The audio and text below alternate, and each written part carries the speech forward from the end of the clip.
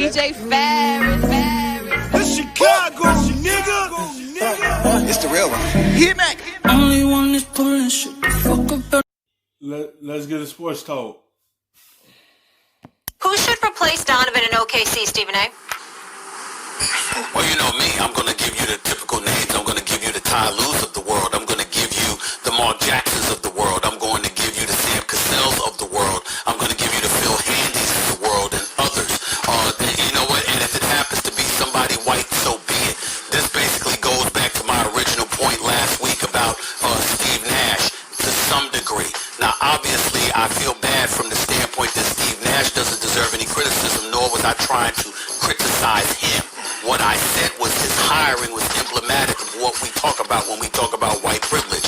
Opportunities that happened for white folks, but that would never happen for us, having no coaching resume whatsoever. If they want someone to replace Billy Donovan, get someone that can relate to the young players. Because y'all going to rebuild more next season. That's why y'all part ways with Billy Donovan. Get someone that can relate to them to be able to help them continue growing.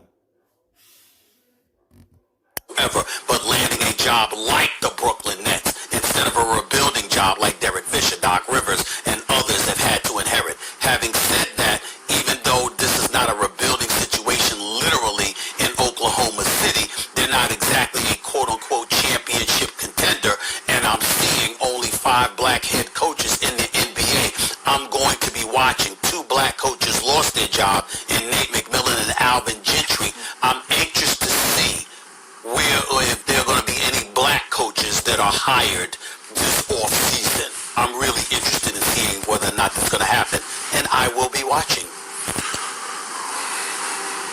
When Ty Lue going to Philly, but let's put it this way. I believe, Stephen A., that you're wrong about the Steve Nash. Like, on the merits, I don't think you're right about Steve Nash and white privilege as it relates to that hire. However, I will... Anyone that get this job already getting players that's already had a schedule.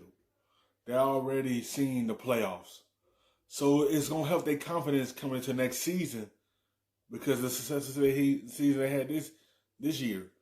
So let's get a coach that could be able to help them counter off of that. There ain't no championship team yet. You have to build towards that with the players you have on this roster. Say this in support of your basic position, including the Nets and the Knicks, because they've already made their hires. By the way, neither one an African-American head coach. In a predominantly African-American league with relatively few head coaches, there are 7 altogether jobs, the 5 remaining plus those 2. And if it so happens that in each case, or most of them even, it's a white hire, and then in each case, hey, but this is the guy we want because of this, and this reason, at a certain point you go, wait a minute. But then the trend continues. Why is this happening? One of the reasons that Ty Lue is going to get another job is because he got a job in the first place.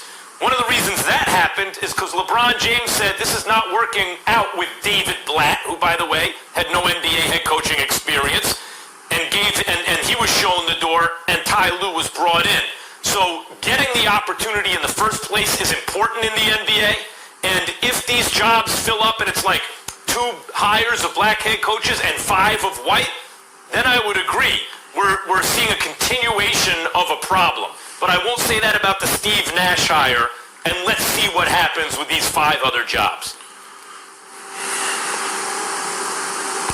Well, first of all, let me clear the air about something down there in Oklahoma City. There's no bad blood between Billy Donovan, Sam Presti, and Clay Bennett. Matter of fact, they were drinking beers last night. So both of those parties have mutual respect for one another. It's just that the franchise is going in another direction, and at this point in time in Billy's career, he wants to be going in a different direction. So I wanted to clear the air on that. But the Thunder are going to be in a rebuilding stage. I don't believe Chris Paul is coming back. I don't think that Gallinari is coming back. They're going to go youth. They got a lot of draft picks. They're going to be drafting guys. So with that being said, I don't believe Ty Lue and Mark Jackson are the guys for the job, simply for the fact that I believe they should be coaching contenders, not. It's very tough to coach rebuilding teams. It's very tough because you got to go through the bumps and bruises until you come out of that on a clean slate and start winning and start making the playoffs. It's very tough to do that. You just have to be a good coach to be able to put a team together, a lineup to be able to have winning seasons.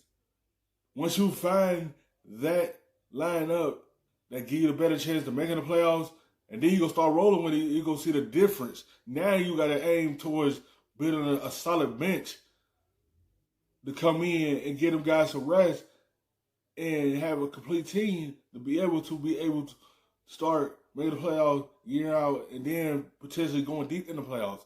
But it's very tough to be able to coach a rebuilding team because if Gallinari and Chris Paul coming back, they do have a lot of youth.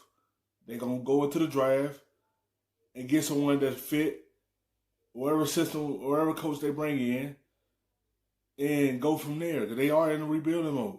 But they're going to build around Shea Alexander. That's who they're going to build around. Because they seen the promise from him this year. And I think he's going to continue getting better because he learned from Chris Paul. Rebuilding teams. I think first-time coaches, guys that need to